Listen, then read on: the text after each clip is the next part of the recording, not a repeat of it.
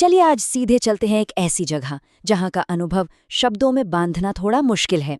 जरा कल्पना कीजिए, सूरज अभी निकला नहीं है, आसमान में गहरा अंधेरा है और तिरुमाला की 7 पवित्र पहाड़ियां एक ठंडी सफेद धुंध में लिपटी हुई हैं। ऐसी मान्यता है कि ये 7 पहाड़ियां खुद भगवान विष्णु के शेषनाग यानी आदिशेष का ही रूप हैं और इन्हीं पहाड़ियों के बिल्कुल शिखर पर मौजूद है भारत के सबसे शक्तिशाली और पवित्र तीर्थ स्थलों में से एक भगवान वेंकटेश्वर का मंदिर, जिन्हें हम और आप बड़े ही प्यार से तिरुपति बालाजी कहते हैं। अब देखिए, इन पहाड़ियों की सीढ़ियों पर हर दिन हजारों लोग नंगे पैर चढ़ते हैं। कोई अपनी आंखों में आंसू लिए आ रहा है, किसी के मन में कोई अधूरी आस है, तो कोई बस शुक्रिया कहने आ रहा है। आप अमीर हैं या गरीब, जवान हैं या बुजुर्ग, इससे यहाँ कोई फर्क नहीं पड़ता। सब एक साथ चलते हैं। कोई आपसे आपका रुतबा नहीं पूछता। यहाँ आकर सारी दुनियावी पहचान पीछे छूट जाती है और हर किसी का बस एक ही नाम रह जाता है, भक्त। सच में ये एक ऐसा सफर है जो इंसानों के बीच की हर दूरी को मिटा देता है। तो आखिर इतनी गहरी आस्था की वजह क्या है? लोग मानते हैं कि जब दुनिया में बुराई और अंधकार बहुत ज्यादा बढ़ने लगा, तो मानवता की रक्षा के लिए भगवान विष्णु ने कलयुग में बालाजी के रूप में इसी धरती पर अवतार लिया। इसीलिए उन्हें कलयुग प्रत्यक्ष दैवम कहा जाता है। इसका सीधा सा मतलब है इस युग के साक्षात और जीवित भगवान, जो आज भी अपने भक्तों की पुकार सुनते हैं। जैसे जैसे दिन निकलता है, माहौल और भी जादुई हो जाता है। सुबह की पहली सुनहरी किरणें जब मंदिर के ऊंचे स्वर्ण गोपुरम पर पड़ती हैं, तो वो दृश्य देखते ही बनता है। चारों तरफ एक गजब की शांति होती है, जिसमें सिर्फ मंदिर की घंटियों की मीठी आवाज गूंजती है। पुजारी अपने पवित्र अनुष्ठान शुरू करते हैं और हवा में चंदन, ताजे फूलों और कपूर की वो मनमोहक महक खुल जाती है, जो सीधे रूह में उतर जाती है। और अब चलते हैं उस सबसे पवित्र जगह पर, मंदिर के गर्भगृह के अंदर। यहाँ भगवान वेंकटेश्वर की काले पत्थर की वो अद्भुत मूर्ति विराजमान है। उनकी आंखों का कुछ हिस्सा पवित्र नामम से ढका होता है। उनका विशाल मुकुट और बेशकीमती गहने एक अलग ही रोशनी से चमक रहे होते हैं और उनके चेहरे पर एक बेहद शांत लेकिन थोड़ी रहस्यमयी सी मुस्कान होती है। यकीन मानिए, वो पल इतना सम्मोहक होता है कि नजरें हटाना मुश्किल हो जाता है। पर सबसे दिलचस्प बात क्या है? जो लोग यहाँ आते हैं, उनके लिए ये मूर्ति सिर्फ तराशा हुआ कोई पत्थर नहीं है। बिल्कुल नहीं। वे पूरे विश्वास के साथ ये मानते हैं कि भगवान सच में वहाँ मौजूद हैं। ये एक सक्रिय, ऊर्जावान और एकदम जीवंत उपस्थिति है। और ये विश्वास तब और पक्का हो जाता है जब भक्त अपने रहस्यमयी अनुभवों के बारे में बताते हैं। कई लोगों का कहना है कि अगर आप गर्भगृह की पिछली दीवार के पास कान लगाएं, तो आपको समुद्र की लहरों जैसी गूंज सुनाई देगी। कुछ का मानना है कि मूर्ति हमेशा स्वाभाविक रूप से गर्म रहती है और कुछ तो यहाँ तक कहते हैं कि उन्हें पूर्ण शांति में भी दिव्य घंटियों की आवाज सुनाई देती है।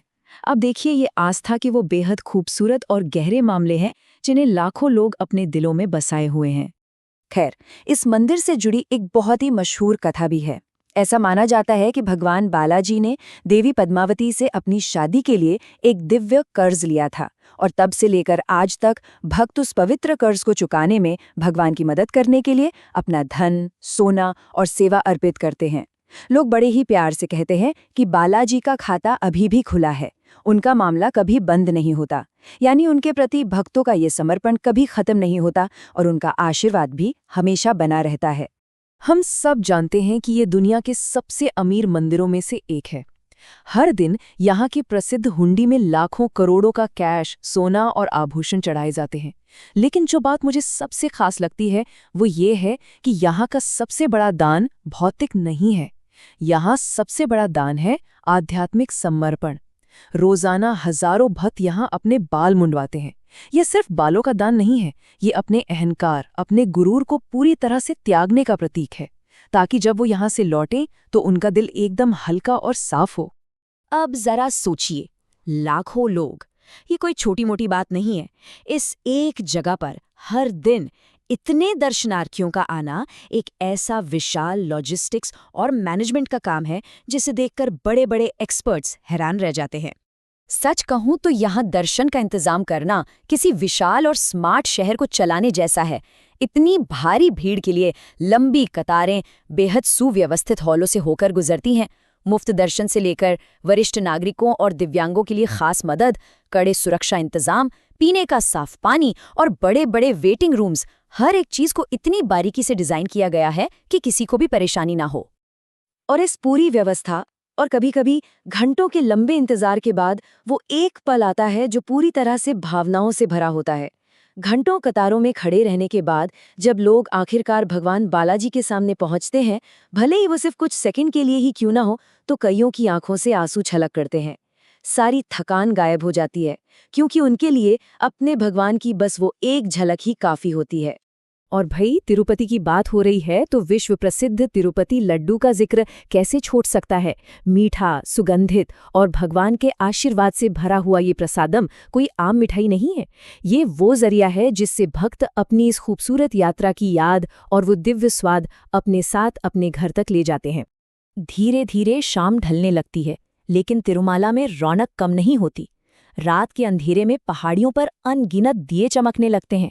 मंत्रों की आवाज लगातार गूंजती रहती है और वो जो उम्मीदों से भरी कतार है ना, वो कभी नहीं रुकती। कोई आ रहा है, कोई जा रहा है, कोई बस हाथ जोड़े खड़ा है। लोग कहते हैं कि इन खामोश पहाड़ियों पर आस्था कभी नहीं सोती। अनुष्ठानों के लिए मंदिर के दरवाजे भले ही कुछ देर के लिए बंद हो जाएं, लेकिन बालाजी के आशीर्वाद के दरवाजे हमेशा खुले रहते हैं। तो इस पूरे सफर का लब्बो-लुबाब क्या है? तिरुमाला वेंकटेश्वर मंदिर सिर्फ एक भव्य इमारत नहीं है।